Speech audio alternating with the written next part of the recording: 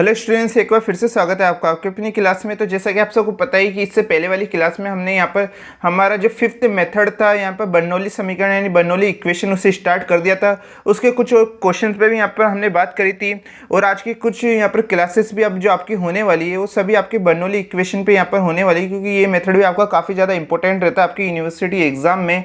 अगर जो स्टूडेंट्स इस चैनल पर नए उन्होंने इससे पहले की क्लासेस नहीं दे रखी तो प्ले लिस्ट का लिंक आपको डिस्क्रिप्शन में मिल जाएगा, वहाँ पर जाके आप सभी यहाँ पर हमारी प्रीवियस ईयर की क्लासेस है उन्हें यहाँ पर देख सकते हैं। तो यहाँ पर आप देख सकते हैं ये कौन सा क्वेश्चन है। यहाँ पर सॉल्व यानी हल कीजिए dy upon dx plus x sine 2y equal to x cube plus x cube cos square y. जैसे कि यहाँ पर आप देख सकते हैं, सबसे पहले हम इसे यहाँ पर सॉल्यूशन में यहाँ पर लिख देते हैं। फिर मैंने आपको कहा था इस प्रकार के क्वेश्चन में जब हमारे यहाँ पर dy अपॉन dx यहाँ पर दे रखा हो तो यहाँ पर हमारे जो भी y के फंक्शन अगर किसी पावर में रहता है तो उसे हमें यहाँ पर हटाना होता है। तो यहाँ पर आप देखेंगे यहाँ पर कॉस स्क्वायर वाई जो कि y का फंक्शन है यहाँ पर हमारे, इसको हमें यहाँ पर हटाना होगा। इसको हटाने के लिए हम क्या करते हैं, इस cos स्क्वायर y को इसमें डिवाइड कर देते हैं और एक बार यहाँ पर हम डिवाइड कर देते हैं। यहाँ पर आप देखेंगे तो यहाँ पर 1 अपॉन में cos square y dy upon dx और इसके भी अपॉन में यहाँ पर डिवाइड कर देंगे cos स्क्वायर y, जिससे यहाँ पर केवल क्या बच जाएगा, केवल एक्स क्यूब यहाँ पर आपके बच जाएगा। और आप सब जानते हैं 1 अपॉन cos क्या होता है, सेक होता है, आप सब जानते हैं, ठीक है। तो cos का जो रेसिप्रोकल होता है यानी इसका जो व्युत्क्रम है वो सेक होता है, आप सब जानते हैं। ये तो सेक स्क्वायर y हो जाएगा dy upon dx plus x. यहाँ पर साइन 2y का फॉर्मूला क्या होता है जल्दी से बताइए। तो इसका फॉर्मूला होता है आपके 2 sin y cos y, जो कि आपने 12th में काफ़ी पढ़ रखे हैं। उसके बाद में यहाँ पर आपके cos स्क्वायर y वैसा का वैसा रहेगा इक्वल टू में एक्स क्यूब यहाँ पर आपके रहता है। उसके बाद आप यहाँ पर देखेंगे यहाँ पर आपके जो cos है और cos स्क्वायर y एक दूसरे से यहाँ पर कट जाएंगे और क्या बचेगा, यहाँ पर cos यहाँ पर आपके बच जाता है। फिर उसके बाद यहाँ पर क्या होगा, यहाँ पर आपके sec square y dy upon dx plus x 2 यहाँ पर आप देखेंगे साइन अपॉन कोस बचा इक्वल टू में एक्स क्यूब। और आप सब जानते हैं कि साइन अपॉन कोस क्या होता है, आपके tan यहाँ पर आपके होता है, जिससे आपकी ये इक्वेशन यहाँ पर आपके आ जाती है। इसे हम इक्वेशन नंबर फर्स्ट दे देते हैं। उसके बाद हम इस tan y को क्या मान लेते हैं, v हम यहाँ पर मान लेते हैं, जैसे कि हम लगातार क्वेश्चन में करते आए बर्नौली समीकरण के, ठीक है। तो ये tan y को हम यहाँ पर v मान लेते हैं। फिर इस tan का हमें क्या करना होगा, यहाँ पर इसका डिफरेंशियल करना होगा, जो कि क्या होगा अवकलन सेक स्क्वायर y होता है, इस y का भी करना होगा dy upon dx equal to dv upon dx आता है, क्योंकि यहाँ पर हमने x के सापेक्ष अवकलन करा है यानी डिफरेंशियल विद रेस्ट टू यहाँ पर x करा है। यहाँ पर ये हमारी इक्वेशन नंबर 2 हो जाती है और यहाँ पर आप देखेंगे ये हमारी इक्वेशन नंबर यहाँ पर 3rd हो जाती है। और आप देखेंगे यहाँ पर हमारी जो इक्वेशन नंबर 1st, 2nd और 3rd से यहाँ पर हमारे क्या रिजल्ट निकल के आता है। तो यहाँ पर आप देखना समीकरण नंबर 1st में sec square y dy upon dx की जगह हम क्या लिख सकते हैं, dv अपॉन dx हम यहाँ पर लिख सकते हैं। फिर यहाँ पर आपके आएगा 2x tan y की जगह आप क्या लिख सकते हैं, v लिख सकते हैं। तो ये 2xv equal to x cube यहाँ पर आपके आ जाता है। जैसे कि यहाँ पर आप देख सकते हैं यहाँ पर आपकी इक्वेशन नंबर 1st, 2nd और 3rd से क्या आ चुका है, dv upon dx plus 2xv equal to x cube आ चुका है। जहाँ हमारी p की वैल्यू क्या है, तो यहाँ पर dv अपॉन dx यानी इस v के साथ इसका कोफिशिएंट क्या है यानी इसका गुणांक क्या है 2x है। तो यहाँ पर p की वैल्यू क्या हो जाती है आपकी 2x हो जाती है। q की वैल्यू जो इक्वल टू की उधर जो x का फंक्शन है पूरा यह हमारी q की वैल्यू हो जाती है। जब आपकी p और q की वैल्यू आ जाती है तो हमें हाँ if निकालना होता है यानी इंटीग्रेटिंग फैक्टर यानी समाकलन गुणांक निकालना होता है। उसका फॉर्मूला क्या होता है, e की पावर इंटीग्रेशन p dx, ठीक है। तो p की वैल्यू रख देते हैं 2x, फिर dx यहाँ पर, फिर इसका यहाँ पर हम इसका इंटीग्रेशन करते हैं यानी समाकलन करते हैं तो क्या आएगा एक्स स्क्वायर अपॉन 2 यहाँ पर आपका आ जाएगा।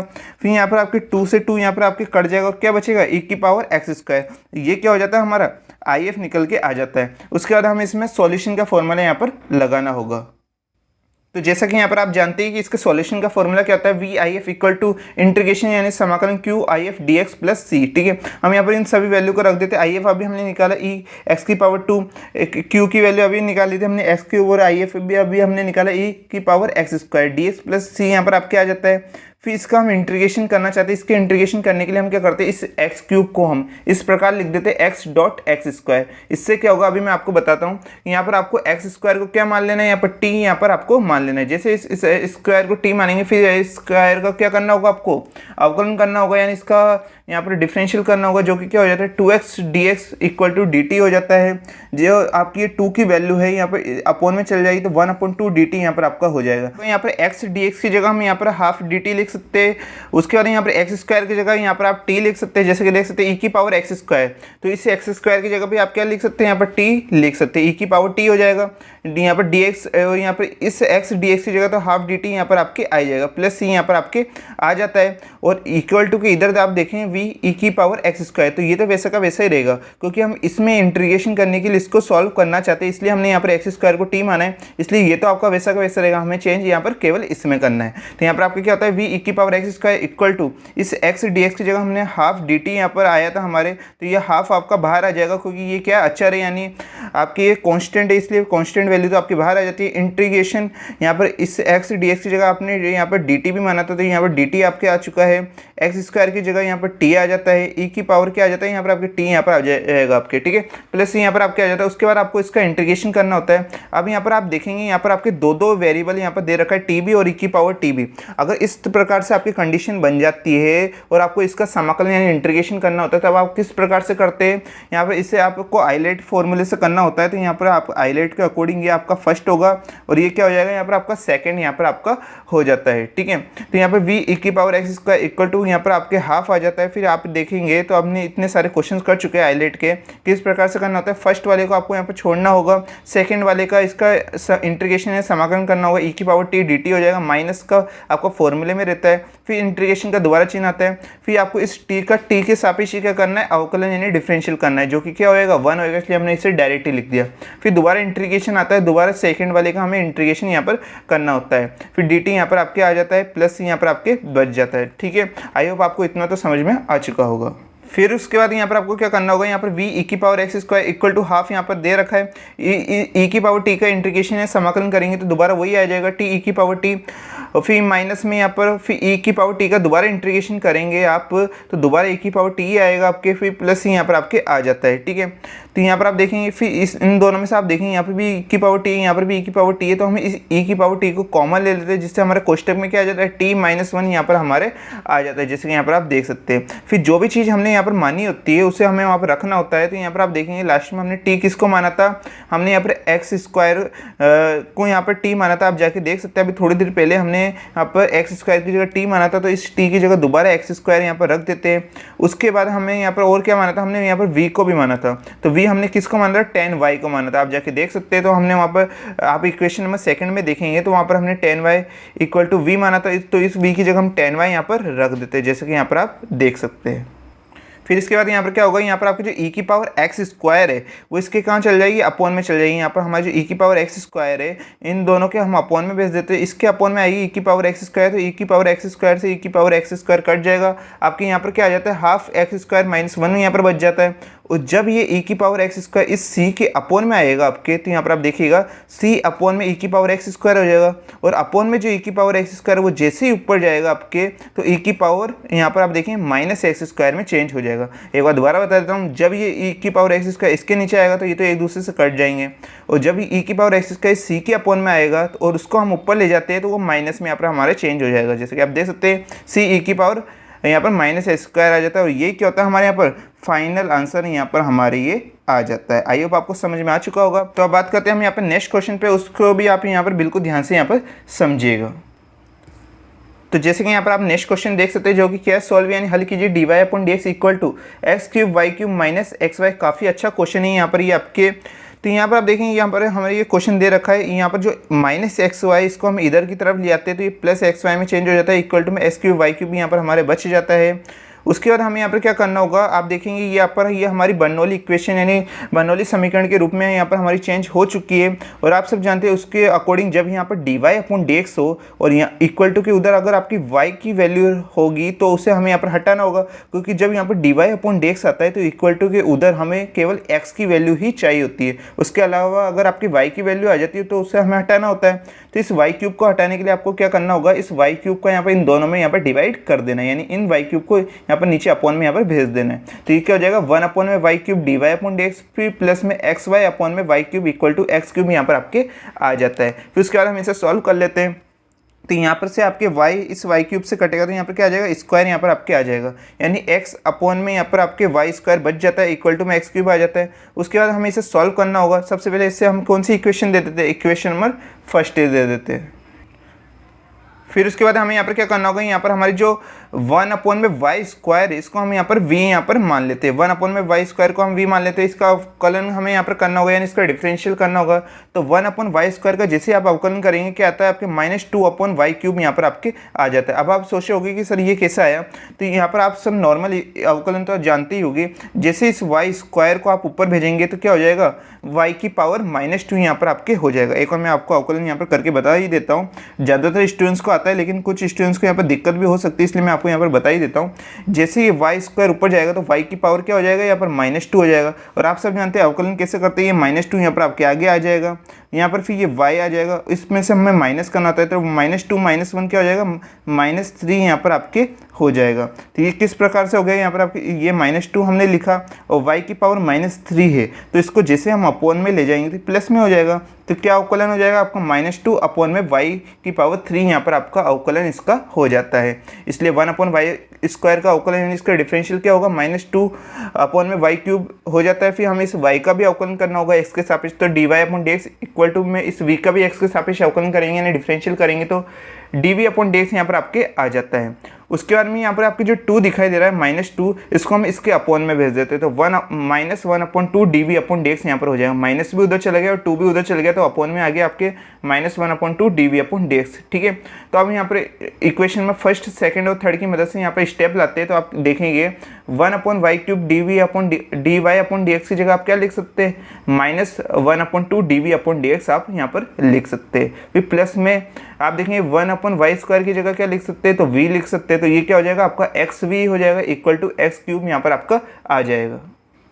जैसे कि यहाँ पर आप देख सकते हैं यहाँ पर -1/2 dv/dx plus xv equal to x³ आ चुका है आपकी इक्वेशन नंबर फर्स्ट, सेकंड और थर्ड की मदद से।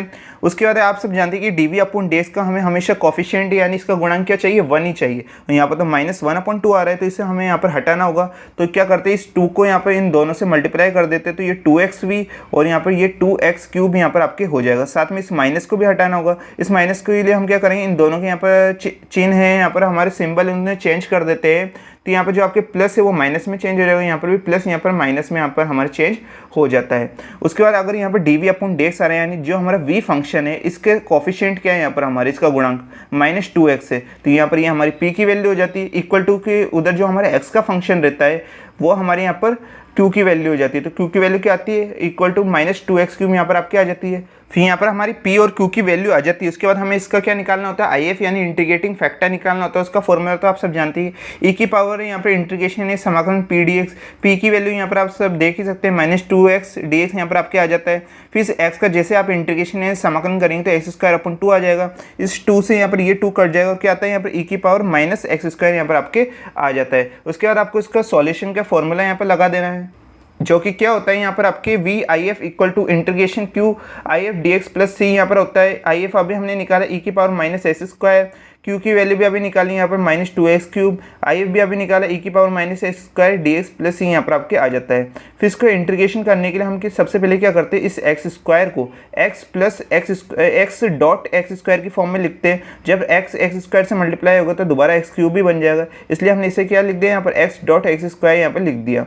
अब ऐसा हमने क्यों किया, ऐसा इसलिए हमने किया जिससे हम इस x² को क्या मान पाए, t हम यहाँ पर मान पाए। तो यहाँ पर आप देखेंगे जैसे इस x² का डिफरेंशियल यानी यहाँ पर आप डिफरेंशियल करेंगे तो 2dx इक्वल टू dt आ जाएगा। और यहाँ पर x dx यहाँ पर इस 2 को यहाँ पर इस अपॉन में भेज दीजिएगा तो 1/2 dt यहाँ पर हमारे आ जाता है। फिर यहाँ पर जो हमारी इक्वेशन आई उसको यहाँ पर इन तीनों को यहाँ पर आपको इस समीकरण में यहाँ पर रख देना है। कैसे रखेंगे, तो यहाँ पर v e की पावर यहाँ पर -s² है तो वैसा का वैसा रहेगा, यहाँ पर माइनस सिंबल। फिर यहाँ पर आप देखेंगे 2 की वैल्यू भी आपकी वैसी की वैसी यहाँ पर रहती है।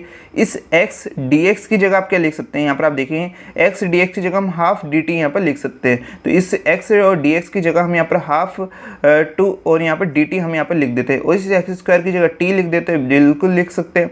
और e की पावर यहाँ पर -x², इस x² की जगह आप क्या लिख सकते हैं, t लिख सकते हैं। तो क्या आ जाएगा, e की पावर -t यहाँ पर हमारे आ जाएगा, dt प्लस c यहाँ पर हो जाता है। उसके बाद यहाँ पर आप देखेंगे यहाँ पर 2 से यहाँ पर 2 कट जाएगा और यहाँ पर आपके क्या आ जाएगा, v e की power -s² equal to minus integration में t e की power -t dt plus c यहाँ पर आपके बच जाता है, जैसे कि यहाँ पर आप देख सकते हैं। उसके बाद हमें यहाँ पर आप देखेंगे तो यहाँ पर टी और ई की पावर माइनस टी है, दोनों यहाँ पर हमारे वेरिएबल है, यानी यहाँ पर हमारे चर है, तो इसमें हमें कौन सा फॉर्मूला लगाना होगा, आइलेट लगाना होगा।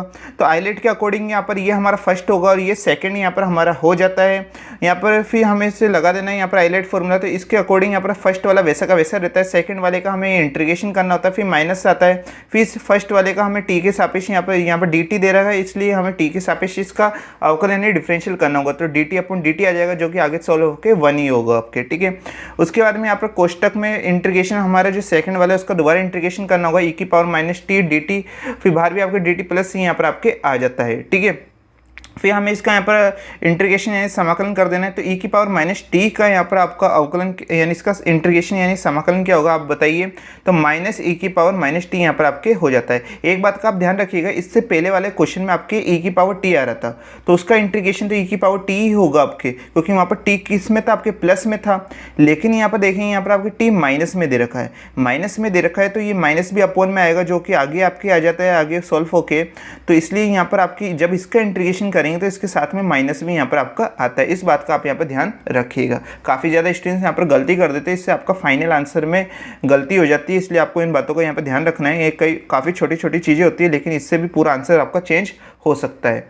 फिर यहाँ पर आपके क्या होगा, यहाँ पर माइनस दे रखा है, इस ई की पावर माइनस टी का भी जैसे आप इंटीग्रेशन समाकलन करेंगे तो माइनस ई की पावर माइनस टी यहाँ पर दोबारा होगा, तो इससे जो माइनस आएगा वो माइनस और ये माइनस मिलके क्या हो जाता है आपका प्लस यहाँ पर आपका हो जाता है। इसलिए यहाँ पर हमने प्लस लिखा, क्योंकि जब इसका इंटीग्रेशन करेंगे यानी समाकलन करेंगे तो माइनस आएगा, वो माइनस और ये माइनस मिलके प्लस यहाँ पर आपका हो जाता है, और एक इंटीग्रेशन यहाँ पर दोबारा बच जाता है। जैसे आप देख सकते अभी तो इसका हुआ, फिर बाहर एक और आपका इंटीग्रेशन, तो वो हमने यहाँ पर लगा दिया, क्योंकि टी का टी के सापेक्ष अवकलन करेंगे यानी डिफरेंशियल करेंगे तो वो तो 1 ही आएगा आपका, 1 इससे मल्टीप्लाई होगा, दोबारा ये आपका बन जाता है। उसके बाद आप यहाँ पर ध्यान से देखिएगा, ये माइनस इस माइनस से मल्टीप्लाई होकर क्या हो जाएगा आपका प्लस हो जाएगा, ठीक है। उसके बाद आप देखिएगा यहाँ पर ये माइनस इस प्लस से मल्टीप्लाई होकर क्या आ जाएगा आपका माइनस यहाँ पर हमारे आ जाता है। उसके बाद हमें इसका दोबारा इंटीग्रेशन करना है ई की पावर माइनस टी का, जब इसका दोबारा इंटीग्रेशन समाकलन करेंगे तो क्या आएगा आपके माइनस ई की पावर माइनस टी यहाँ पर आ जाएगा। इसके साथ जो माइनस आया और बाहर पहले से माइनस दे रखा, तो ये माइनस माइनस क्या हो जाएगा आपका प्लस यहाँ पर आपके हो जाता है। फिर यहाँ पर दोनों तरफ हमें यहाँ पर ई की पावर माइनस टी दे रखा है, तो हम ई की पावर माइनस टी को कॉमन ले लेते हैं। जैसे कॉमन लेंगे कोष्टक में क्या आ जाएगा टी प्लस 1 यहाँ पर हमारे बच जाता है। फिर हम जो भी चीज़ यहाँ पर मानते हैं उसे हमें वहाँ पर दोबारा रखनी होती है फाइनल आंसर लाने के लिए। तो टी हमने किसको माना था, तो टी आप देखेंगे थोड़ी देर पहले ऊपर हमने यहाँ पर एक्स स्क्वायर को माना था, तो इस टी की जगह हम एक्स स्क्वायर यहाँ पर लिख देते हैं। जैसे कि आप देख सकते हैं माइनस पहले से दे रखा था, साथ में इस टी की जगह एक्स स्क्वायर हम यहाँ पर लिख चुके हैं। उसके बाद हमने यहाँ पर v किसको माना था, तो आप समीकरण नंबर सेकंड में जाके देखेंगे इक्वेशन सेकंड में, तो वहाँ पर हमने v 1/y स्क्वायर को माना था। तो इस v की जगह 1/y स्क्वायर e की पावर माइनस एक्स स्क्वायर यहाँ पर आपके आ जाता है, इक्वल टू में बाकी की इक्वेशन वैसी की वैसी यहाँ पर आपकी रह जाती है। जब ये आपका y स्क्वायर ऊपर यहाँ पर आपका जाएगा तो किस में चेंज हो जाएगा, y की पावर -2 में चेंज हो जाएगा। आप दोबारा देखिए, जैसे y स्क्वायर ऊपर आएगा आपके तो y की पावर -2 हो जाएगा, और यहाँ पर आपकी जो e की पावर माइनस एक्स स्क्वायर है इसको हम इन दोनों के अपोन में यहाँ पर भेज देंगे। जैसे e की पावर माइनस एक्स स्क्वायर इसके अपोन में आएगा तो यहाँ पर भी e की पावर माइनस एक्स स्क्वायर है, तो ये एक दूसरे से यहाँ पर आपके कट जाएगा और क्या बचेगा, केवल एक्स स्क्वायर प्लस 1 बचेगा। इसलिए हमने 1 को आगे लिख दिया और एक्स स्क्वायर को पीछे लिख दिया, 1 प्लस एक्स स्क्वायर हम यहाँ पर लिख दिया। उसके बाद में ये e की पावर माइनस एक्स स्क्वायर है, ये c के अपोन में भी तो जाएगा आपके, तो यहाँ पर क्या आ जाता है c अपोन में e की पावर माइनस एक्स स्क्वायर यहाँ पर आपके आ गया है। फिर उसके बाद यहाँ पर क्या होगा, यहाँ पर आपके y की पावर -2 इक्वल टू में 1 प्लस एक्स स्क्वायर, फिर यहाँ पर आपकी जो e की पावर माइनस एक्स स्क्वायर जैसे ही ऊपर आपके जाएगा तो e की पावर यहाँ पर आप देखेंगे एक्स स्क्वायर में आपकी चेंज हो जाता है, यानी ये माइनस से प्लस में चेंज हो जाएगा जैसे ही यहाँ पर ये आपके ऊपर यहाँ पर वैल्यू जाती है। और ये क्या हो जाता है हमारे यहाँ पर फाइनल आंसर यहाँ पर हमारे निकल के आ जाता है। आपने देखा ये क्वेश्चन काफ़ी ईजी था, बस हमारे कंसेप्ट यहाँ पर क्लियर होने चाहिए। साथ में सबसे ज़्यादा जो मैथ्स में इंपॉर्टेंट होता है प्रैक्टिस। आप जितने ज़्यादा क्वेश्चन करेंगे, जितने क्वेश्चनों की प्रैक्टिस करेंगे, जो अभी आपको क्वेश्चंस करा रहे हैं उसे एक बार बिना देखे आप खुद करीजिएगा, तभी आप यहाँ पर एग्जाम में अच्छी तरह से यहाँ पर इन क्वेश्चनों को कर पाएंगे। अब बात करते हैं हम आज की क्लास के लास्ट क्वेश्चन पे। इसे भी आप बिल्कुल यहाँ पर ध्यान से देखिएगा, काफ़ी इजी क्वेश्चन यहाँ पर ये होने वाला है। अब यहाँ पर आप ये नेक्स्ट क्वेश्चन देख सकते हैं जो कि क्या है, सोल्व यानी हल कीजिए dy/dx -y tan x equal to -y square sec x। काफ़ी ज़्यादा इजी यहाँ पर ये क्वेश्चन होने वाला है, आप देखिएगा, क्योंकि यहाँ पर ये हमें से पहले से यहाँ पे इसे बर्नौली समीकरण यानी बर्नौली इक्वेशन में पहले से सॉल्व कर रखा है, इसलिए हमें यहाँ पर ज़्यादा दिक्कत नहीं आने वाली है। तो यहाँ पर क्या होगा, यहाँ पर आप देखेंगे कि यहाँ पर y स्क्वायर, क्योंकि जब भी इधर dy/dx आता है तो आपकी जो इक्वल टू q की वैल्यू है वो आपकी हमेशा किस में आती है, आपके x के फंक्शन में हमें रहनी चाहिए। और यहाँ पर साथ में x के फंक्शन फंक्शन के साथ क्या दे रखा है, वाई स्क्वायर भी दे रखा है, तो इसको तो हमें हटाना होगा। तो इस वाई स्क्वायर को हटाने के लिए क्या करते हैं, हम दोनों के इस वाई स्क्वायर को दोनों के अपॉन में क्या कर देते हैं, डिवाइड कर देते हैं। तो यहाँ पर 1/y square dy upon dx हो जाएगा, माइनस में इस y के भी अपॉन में आ जाएगा ये वाई स्क्वायर। तो y अपॉन y square tan x equal to minus sec x यहाँ पर आपका बच जाता है। इस माइनस को हम यहीं रहने देते हैं। उसके बाद यहाँ पर आपके क्या होगा, तो यहाँ पर y से यहाँ पर आपका वाई स्क्वायर कट जाएगा, तो 1/y बचेगा। और वो 1/y जैसे ही आप देखेंगे अपॉन में y बचा है, तो y आपके ऊपर जाएगा, तो y की पावर -1 में यहाँ पर आपके चेंज हो जाएगा। वैसे ही यहाँ पर 1/y स्क्वायर, तो ये y स्क्वायर ऊपर जाएगा, तो y की पावर -2 में यहाँ पर आपके चेंज हो जाएगा। बाकी की इक्वेशन आपकी वैसे की वैसी रहती है। फिर आगे सॉल्व करने के लिए हम क्या करते हैं, इस y की पावर -1 है, इसको हम क्या मान लेते हैं, v हम यहाँ पर मान लेते हैं। ये हमारी इक्वेशन में फर्स्ट है। यहाँ पर आप देखेंगे तो यहाँ पर ये हमारी इक्वेशन में सेकंड हो जाती है।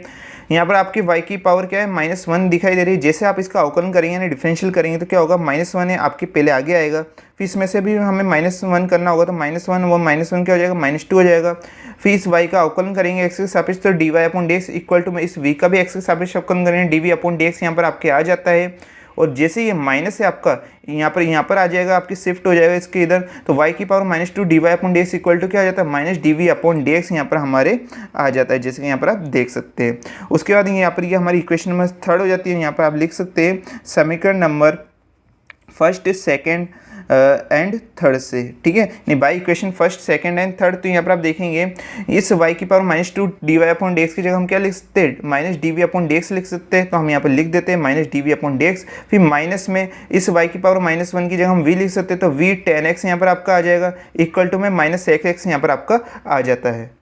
फिर इसके बाद मैंने आपको एक रूल बताया था कि जब भी आपके dv अपॉन dx आए यहाँ पर या dy अपॉन dx है, जो भी आपका फंक्शन यहाँ पर आपके आता है उसका कोफिशिएंट यानी उसका गुणांक क्या होना चाहिए, आपके यहाँ पर माइनस नहीं होना चाहिए, या कोई भी यहाँ पर आपका वेरिएबल वैल्यू या कांस्टेंट वैल्यू नहीं आनी चाहिए। हमेशा वहाँ पर क्या आना चाहिए, इसका कोफिशिएंट ओनली 1 आना चाहिए। तो dv अपॉन dx के साथ क्या दे रखा है, माइनस दे रखा है, तो ये माइनस आपका यहाँ पर इसे हटाना होगा। तो इस माइनस को हटाने के लिए हम क्या करते हैं, इस माइनस को इन दोनों से मल्टीप्लाई कर देते हैं, तो यहाँ पर माइनस प्लस में चेंज हो जाएगा, और ये माइनस भी किस में चेंज हो जाएगा, प्लस में यहाँ पर आपके चेंज हो जाएगा, जिससे हमारे यहाँ पर फाइनल इक्वेशन आ जाएगी dv upon dx plus v tan x equal to sec x आ जाता है।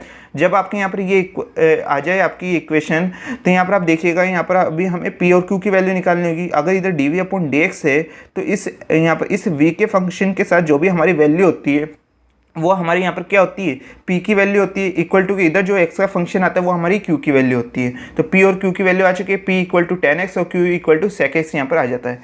और जब आपकी p और q की वैल्यू आ जाए उसके बाद हमें इसका if निकालना होता है, यानी इंटीग्रेटिंग फैक्टर यानी समाकलन गुणांक निकालना होता है, जो कि क्या होता है if इक्वल टू में e की पावर इंटीग्रेशन p dx। इस p की जगह हम क्या वैल्यू यहाँ पर रखनी होगी, यहाँ पर हमने अभी निकाली tan x, फिर dx यहाँ पर आपके आ जाता है। फिर इस tan x का हम समाकलन करेंगे, इंटीग्रेशन करेंगे, तो log sec x यहाँ पर हमारा आ जाएगा। और e की पावर अगर log दे रखी हो तो वो एक दूसरे से हट जाते हैं, और क्या बचता है, केवल यहाँ पर इसके साथ में जो भी वैल्यू रहती है sec x यहाँ पर हमारा बच जाता है। और ये क्या होता है, हमारे यहाँ पर if की वैल्यू यहाँ पर होती है। जब आपका if भी निकल जाए, p और q की वैल्यू भी आ जाए, उसके बाद हमें इसके सॉल्यूशन का यहाँ पर फॉर्मूला लगा देना होता है, जो कि क्या होता है, v if इक्वल टू में integration q if dx plus c यहाँ पर हमारे होता है। तो वैल्यू रख दीजिए, if की वैल्यू अभी हमने निकाली sec x इक्वल टू में इंटीग्रेशन q की वैल्यू यहाँ पर आप देख सकते हैं sec x, इस if की भी वैल्यू sec x से dx प्लस c यहाँ पर आपके आ जाती है। फिर यहाँ पर आपके sec x और sec x मल्टीप्लाई होकर क्या आ जाएगा, यहाँ पर आपके sec स्क्वायर x यहाँ पर आपके आ जाएगा। फिर जैसे हम इसका इंटीग्रेशन करें यानी समाकलन करेंगे तो क्या आता है, आपका tan x यहाँ पर आपके आता है, प्लस यहाँ पर बच जाता है। फिर हमने यहाँ पर जो चीज़ यहाँ पर शुरुआत में मानी थी उससे हमें वहाँ पर दोबारा रखना होता है फाइनल आंसर लाने के लिए। तो v हमने किसको माना था, y की पावर -1 को माना था। तो ठीक है, तो यहाँ पर लिख देते हैं sec x equal to tan x plus c। आप यहाँ पर इक्वेशन नंबर सेकंड में जाके देख सकते हैं, हमने v की जगह y की पावर -1 माना था, तो यहाँ पर क्वेश्चन में लिख भी सकते हैं समीकरण नंबर सेकंड से, यानी बाई इक्वेशन सेकंड, जिससे हमारी यहाँ पर ये स्टेप आ जाती है। ये क्या होता है, यहाँ पर हमारा फाइनल आंसर यहाँ पर आपके हो जाता है। आज के क्वेश्चन आपने देखे, काफ़ी अच्छे क्वेश्चन थे, और इनमें से कुछ ऐसे भी क्वेश्चन थे जो कि यूनिवर्सिटी में कई बार पूछे गए, तो आपको इनकी अच्छी तरह से यहाँ पर प्रैक्टिस कर लेनी है। यहाँ पर एक बात मैं आपको और बता दूं, जो कि अभी हमारे यहाँ पर नेक्स्ट क्लास में वैसे क्वेश्चंस करेंगे। अभी तक आपने देखे जितने भी हमारे बर्नौली इक्वेशन यानी बर्नौली समीकरण से जितने भी हमने क्वेश्चंस करे, वहाँ पर आपके dy अपॉन dx आ रहा था, लेकिन हमारी जो नेक्स्ट क्लास होगी उसे हम यहाँ पर dx अपॉन dy गहराई से यहाँ पर सॉल्व करेंगे, उसमें किस प्रकार से क्वेश्चन सॉल्व करने होते हैं वो आपको हमारे नेक्स्ट क्लास में यहाँ पर पता लगेगा। तो आप हमारे साथ यहाँ पर नेक्स्ट क्लास में बने रहिएगा, उसका लिंक आपको डिस्क्रिप्शन में मिल जाएगा। आज की क्लास आपको कैसी लगी प्लीज़ कमेंट करके जरूर बताइएगा, क्योंकि काफ़ी मेहनत के साथ आपके लिए यहाँ पर क्लासेस बनाई जाती है। उस सेशन को लाइक करना भी ना भूलें। अगर तब भी आपके कोई डाउट कोई क्वेश्चन रह गया हो तो भी आप हमसे कमेंट करके पूछ सकते हैं। तो मिलते हैं नेक्स्ट क्लास में।